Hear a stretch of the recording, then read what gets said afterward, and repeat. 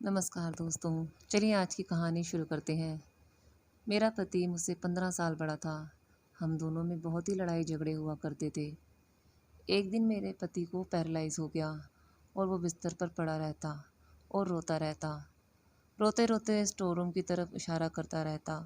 मैं store room में जाकर देखती तो वहाँ कुछ भी नहीं था। अचानक एक दिन मेरे पति का देहांत हो गया।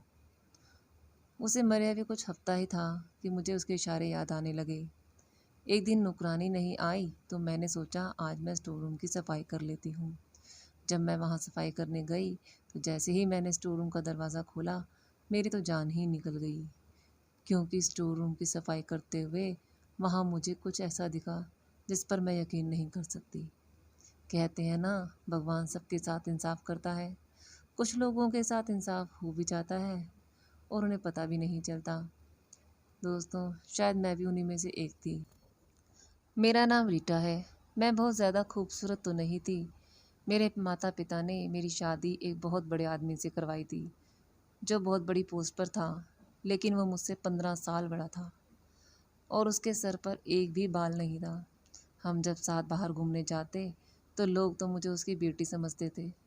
उसने मुझे कहा कि मैं ज़्यादा खाना खाया करूं ताकि मेरा वज़न बढ़ जाए और मैं भी उसकी जितनी उम्र की लगने लगूं।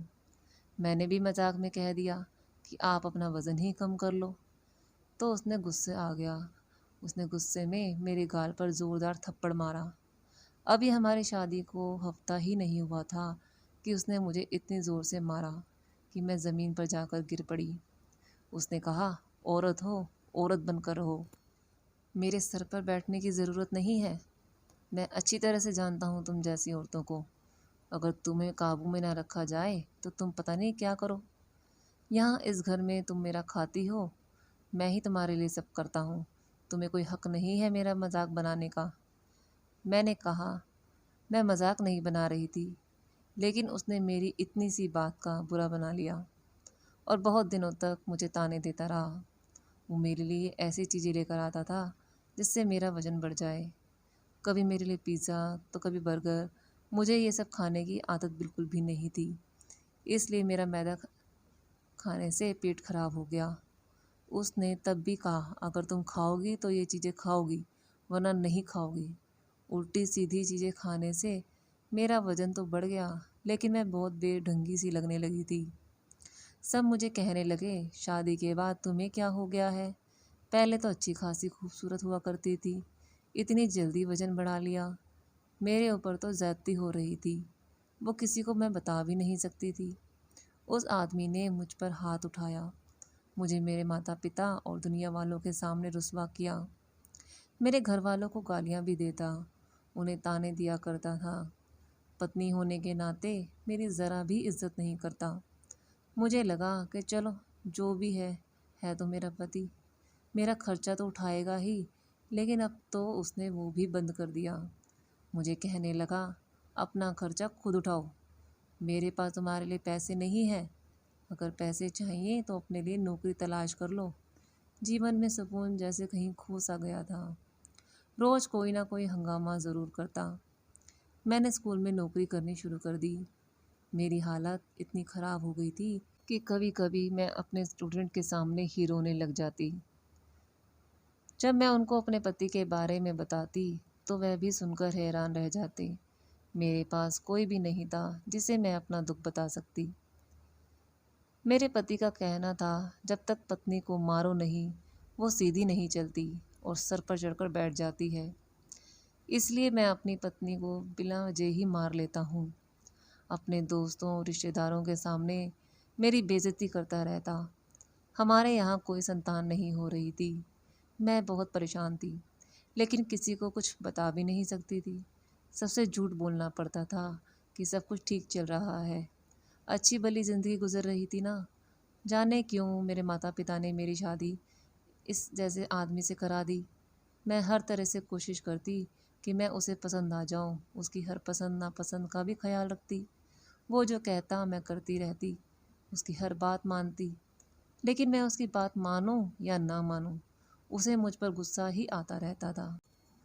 कभी कभी तो मुझे ऐसा लगता शायद वो किसी और को पसंद करता है या कोई और बात है। जिसका गुस्सा वो मेरे ऊपर आकर उतारता, क्योंकि मुझ पर गुस्सा करने के बाद वो अपने दोस्तों के साथ बाहर चला जाता, उनके साथ घूमता फिरता, हंसी मजाक करता और बहुत खुश रहता था।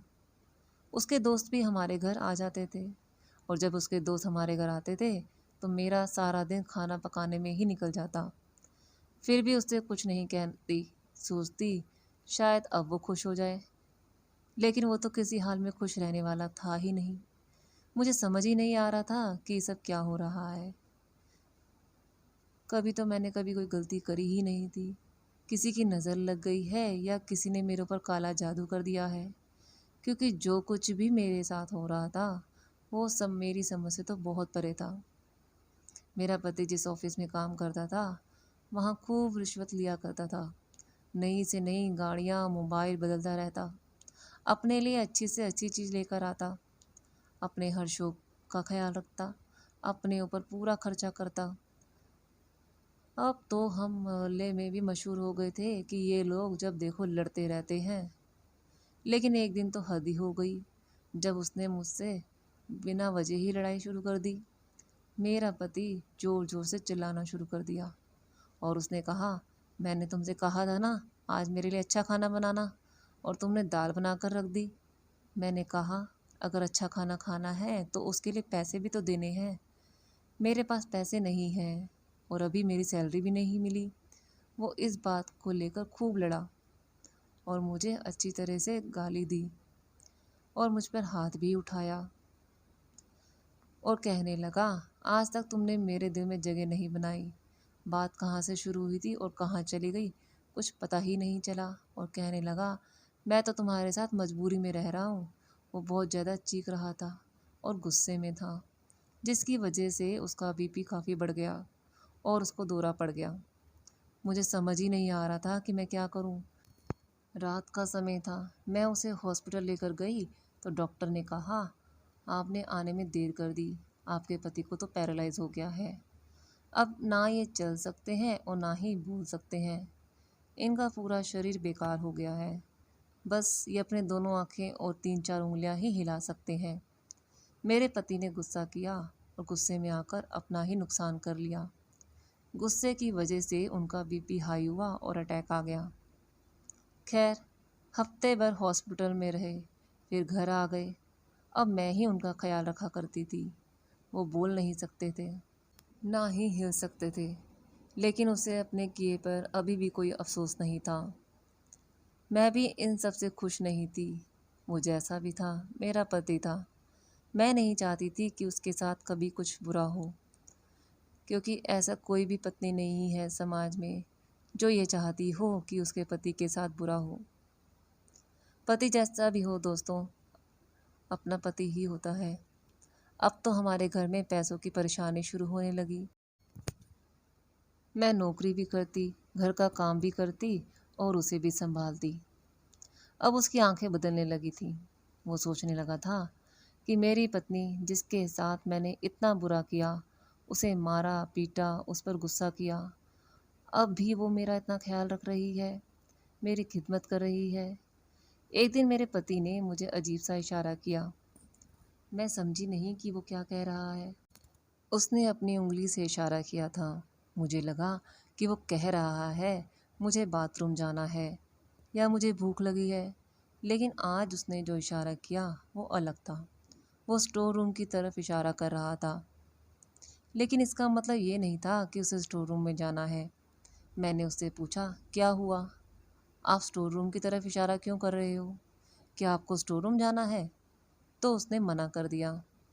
मैंने घर में एक नौकरानी रख ली थी, क्योंकि मैं आधे दिन घर में नहीं रहती थी और अपनी नौकरी भी नहीं छोड़ सकती थी।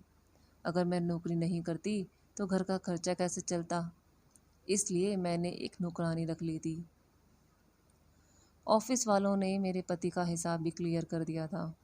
अब वो नौकरी पर नहीं जा सकता था, इसलिए उसकी तनख्वाह भी आनी बंद हो गई थी, और जो उसकी अभी तक की तनख्वाह थी और फंड है उनको मिलने में अभी टाइम लगेगा।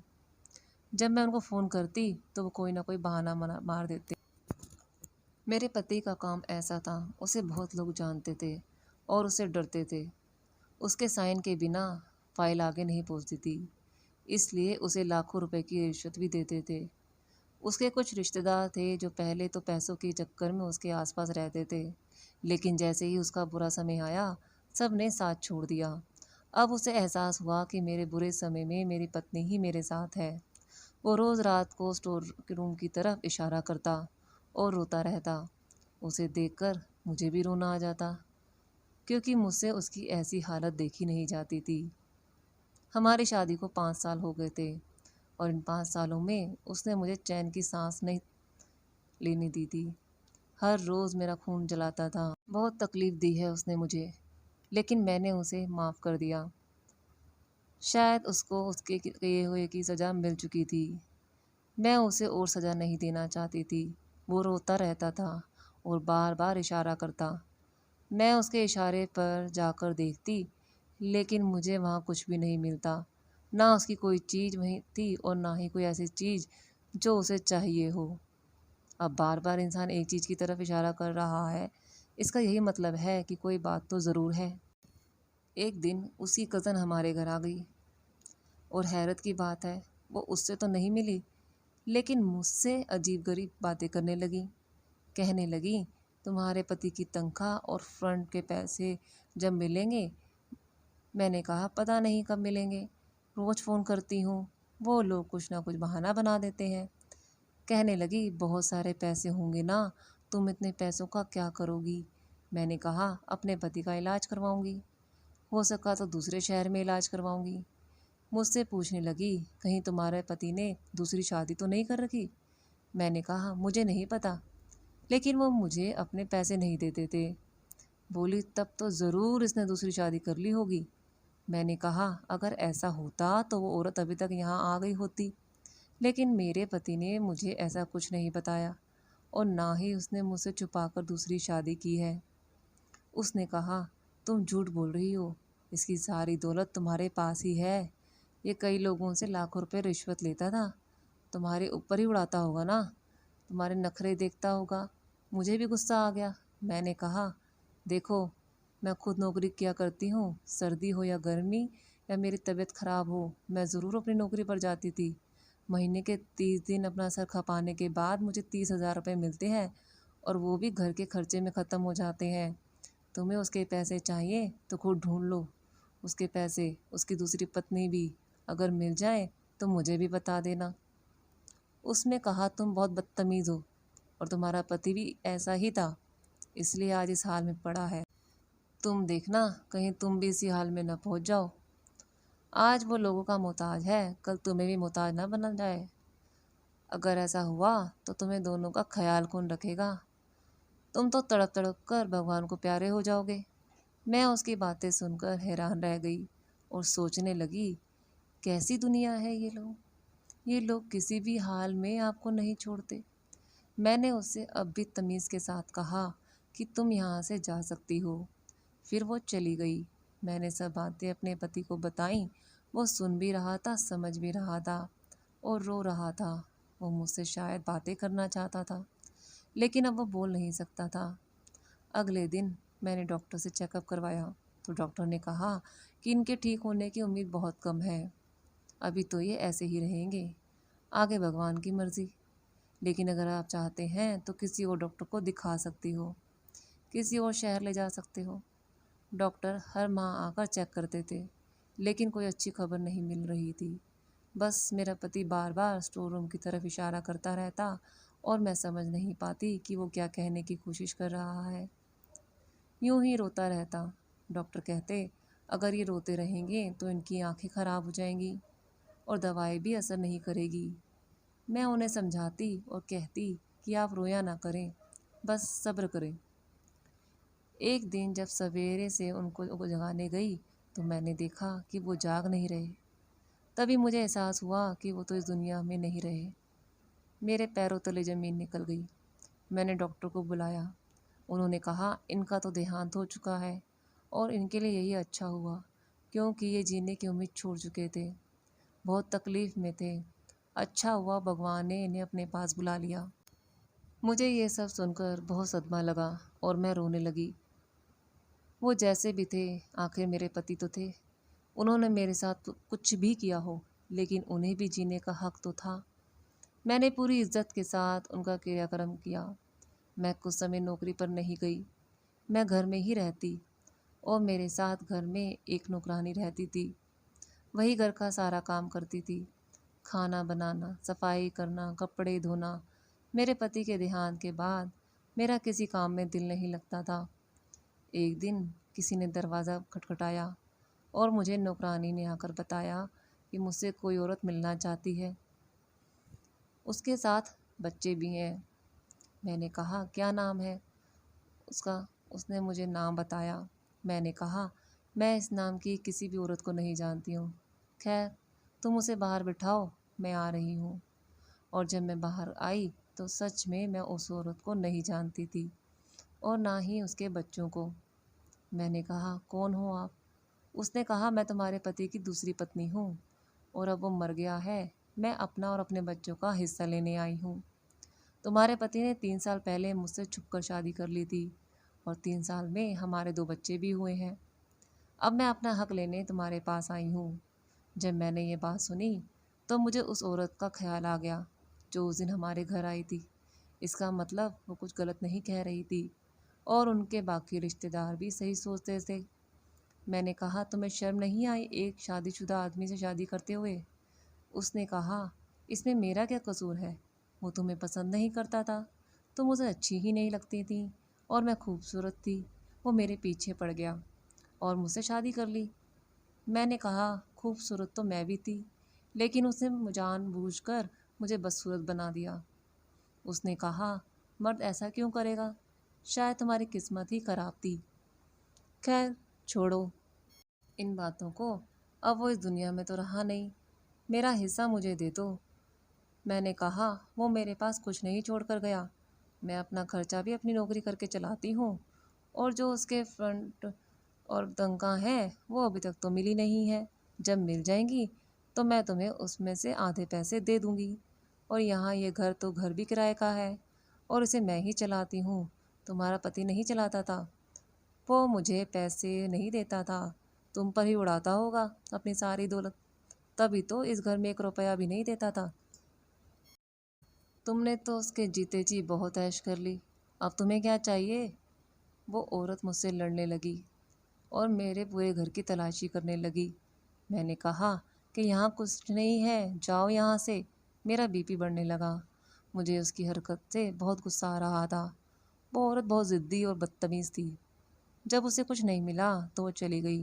वो कह गई तुम पर नज़र रखूँगी, जब उसके पैसे आ जाएंगे तो मैं खुद लेने आ जाऊँगी, मुझे सब कुछ पता चल जाएगा। मेरी नौकरानी ने बताया कि वो उस औरत को जानती है। वो बहुत बिगड़ी हुई औरत है। अमीर आदमी को पहले फंसाती है और फिर उससे शादी करती है और फिर बाद में उनके सारे पैसे ले लेती है या तलाक के नाम पर बच्चों का खर्च मांगती है। अब पता नहीं उसने ऐसा क्यों किया, लेकिन ये अच्छी औरत नहीं है, इसको तो सारा मोहल्ला जानता है। मैंने कहा मेरी ज़िंदगी में कुछ अच्छा हो ही नहीं सकता। पति ने भी मुझे तंग किया और जाने के बाद भी मेरे गले में मुसीबत डाल गया। मैं क्या करूं? अभी मेरे पति को मरे हुए ज़्यादा समय नहीं हुआ था। मुझे बार बार अपने पति का ख्याल आता कि वो स्टोर रूम की तरफ इशारा क्यों करता था। अपने आखिर समय में भी वो यही इशारा कर रहा था। मुझसे उसकी याद बस गई थी। औरत भी बहुत अजीब होती है, जब किसी से मोहब्बत करती है तो उसकी बेवफाई भी माफ़ कर देती है, लेकिन मर्द के अंदर इतनी ताकत नहीं होती। मुझ तो आज तक ये समझ ही नहीं आ रहा था कि मेरे पति ने मेरे साथ ऐसा किया ही क्यों, जबकि मैंने तो हमेशा उससे सिर्फ प्यार ही किया जबकि मैंने तो केवल उससे हमेशा प्यार ही किया था। अपने घर से मैं यही सोचकर आई थी कि हमेशा अपने पति को सच्चा प्यार दूंगी। मैं देखने में भी अच्छी थी, लेकिन शायद उसके दिल में जगह न बना सकी। औरत खूबसूरत है या नहीं, ये केवल मर्द की नज़र पर निर्भर करता है। कोई औरत एक मर्द को खूबसूरत लग जाए तो अगर वो खूबसूरत नहीं भी है तो उसे अपने दिल की मलिका बनाकर रखता है। और कभी कभी बहुत खूबसूरत औरत भी मर्द के दिल को नहीं भाती। उसकी हालत बिल्कुल मेरे जैसी ही हो जाती है, क्योंकि आजकल तो हालत ऐसे थे। मैं अब दिन भर रोती रहती, न खाना खाती, हर समय दिमाग में टेंशन रहती। लेकिन मेरे पास अब क्या रह गया था। मेरी उम्र भी इतनी ज़्यादा नहीं हुई थी। मुझे किसी से शादी करनी भी नहीं थी। मेरा ऐसा कोई इरादा नहीं था। मैं सिर्फ अपनी ज़िंदगी चैन से और जीना चाहती थी। और मेरे दिल में अब कोई चाहत बाकी नहीं थी। मेरी ज़िंदगी का कोई मकसद नहीं था। मैं घर में ही रहती। मेरे पति के पैसे भी नहीं आ रहे थे और उनकी दूसरी पत्नी फ़ोन कर कर के मुझे परेशान करती रहती। मेरे पास सब पैसे अब ख़त्म हो गए थे। मैंने नौकरानी से भी कहा कि वो काम छोड़कर चली जाए। मैं अब उनको पैसे नहीं दे सकती। मैं हैरान रह गई जब एक दिन वो मेरे लिए खुद अपने घर से खाना बना कर लाई और कहने लगी, आप बहुत अच्छी हैं मैडम, आपने मेरा बहुत ख्याल रखा है। मेरे पास इतना ही है मैडम, मैं आपके लिए खाना ही ला सकती हूँ। उस दिन मुझे पता चला कि अगर हम दुनिया में किसी अच्छे इंसान के साथ अच्छा करते हैं तो वो भी हमारे साथ उससे भी अच्छा करता है। उसके पास तो खुद कुछ खाने को नहीं था। वो गरीब थी, 4 बच्चे थे। मैं उसके ऊपर बोझ नहीं बनना चाहती थी।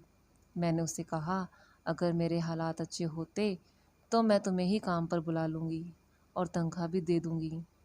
उधर इनके ऑफिस वाले पैसे देने को तैयार नहीं हो रहे थे। शायद वो पैसे खाना चाहते थे। इधर उनकी पत्नी ने मुझे तंग कर रखा था। मेरी एक दोस्त थी जिससे मैंने उधार ले रखा था।